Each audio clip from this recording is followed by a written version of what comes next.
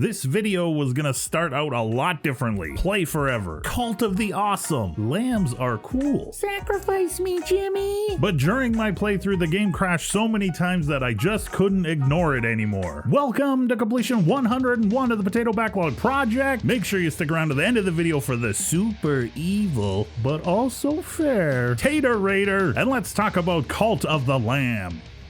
Originally released in 2022, Cult of the Lamb has undergone a lot of changes since it first came out. The indie developer Massive Monster has released two pretty significant updates since launch, in Sins of the Flesh and Unholy Alliance, which were free by the way, and the game is good. It's insanely good and super fun. But just because I really like a game doesn't mean I can ignore big issues if I'm trying to make videos about my experiences with these games. I need to be super honest about everything, and the constant crashing was a big problem. Super quick side note. After recording everything in the script, I realized that I wasn't super specific about the crashes and the bugs that I was having. So the game crashing and kicking me to the home screen was the most common. I also experienced just straight up freezes. The game would just hard lock. A few times I would come back to my cult and there would be nobody there. I initially thought it was part of the game, but found out after that, no, they should be there. Your little friends should all be there. And one time my lamb didn't even have a face. It was super weird. It was like spooky almost. All right, back to the video. I played Cult of the Lamb on Xbox and I was curious if others were experiencing some of the same bugs and crashes that I was, or if it just happened to be a special Xbox treat for being such a loyal customer over the years. A quick Google search showed me the problems were multi-platform. People playing on everything in each year since launch, 2022, 2023, and now even in 2024, people have experienced consistent game crashes and weird bugs. The good thing, and silver lining I guess, is that it didn't set me back too badly when it would happen. Most of the crashes happened as I teleported back into my town after the game had already saved, but there were some random crashes where I would lose some of my town building progress, and it was frustrating to say the least. There are not a lot of games out there that I would have had the patience to put up with this kind of thing. 95% of the time I would have packed it up and said, just do better guys, try again next time. But Cult of the Lamb is special. It's either super special or I have somehow been indoctrinated into a cult that believes it's special and super fun. I don't know.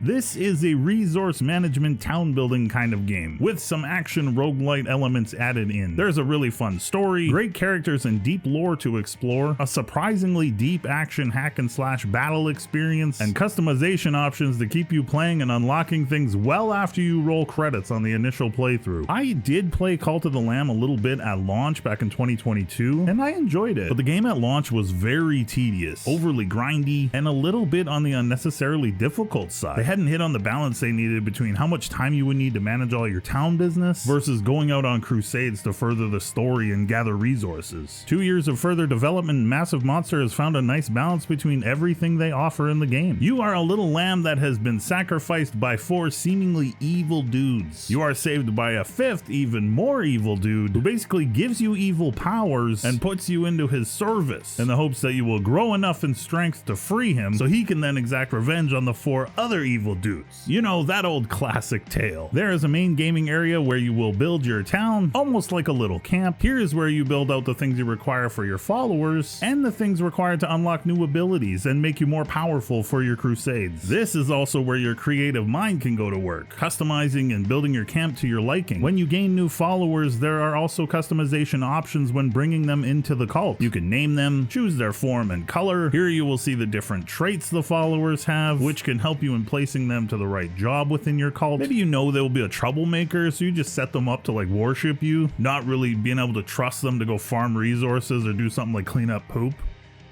Upgrading and unlocking things through the faith and loyalty of your followers is a unique and often hilarious twist on this type of resource management gameplay. There is also surprising depth to the interactions and relationships your followers develop within the cult, not only with you, the lamb, the leader, but with other members of the cult as well. But blind or brainwashed loyalty will only get you so far in Cult of the Lamb. You will be required to crusade out in search of other evil things and resources the cult needs to flourish. The crusading is actually tied to the main storyline plot points and serves as the Rogue-Lite elements of the game. If you're unfamiliar with that style of game, you essentially go out on adventure runs through randomly generated rooms. It's like a hack and slash style of game where everything is kind of different on each run. You'll get different weapon options, special moves, temporary upgrades, and in the end, some of the things you keep and other things get reset for your next crusade run. It's a pretty addicting loop, and Cult of the Lamb's unique spin on things keeps the loop really entertaining, surprising, exciting, and fun right to the end credits. Even after you roll credits on on Call to the Lamb, you are not done if you don't want to be. The endgame content here is massive. My son has been playing the game for the better part of 2 years and only recently 100% unlocked and did everything, which is pretty awesome if you ask me. Here is what a more well thought out endgame cult kind of looks like. This is my son's cult, and he thought about renaming it Subscribe, which I also thought was pretty awesome. And though his grandfather doesn't approve of him playing this game, I am extremely proud of what he's built and super happy that he's enjoyed a game like this so much. A new multiplayer couch co-op option was added with the most recent update. You can have a friend or family member jump in or out of your game at any time to help you out, and they will be a goat, so that's pretty cool. I didn't get a ton of time with this mode, but I love the inclusion, and having the option to just freely jump in and pal around in the game from time to time is just such a great addition. Call to the Lamb had the potential to be another Hades for me, a game I go back to when I need a reset, a game that I put on from time to time for the next 5 to 10 years, to just have some guaranteed excellent gaming fun. But that dream was crushed a bit with all the crashes. They disrupted the flow, they frustrated and irritated me. There is some forgiveness there because the development team keeps releasing free updates and the game is really good, but I really hope this stuff is cleaned up and cleared up in the future so that any new little cultists out there can discover the game and have an untainted, purely enjoyable time with it.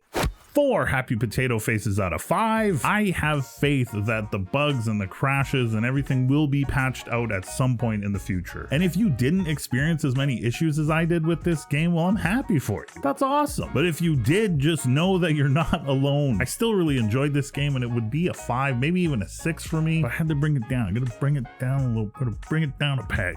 You crashed too much.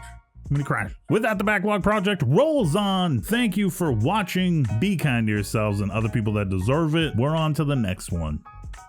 Go. Evil. He evil. Sacrifice me, Jimmy. And customization options. Wow. You are a little lamb with no relation to Mary. That's a bad joke.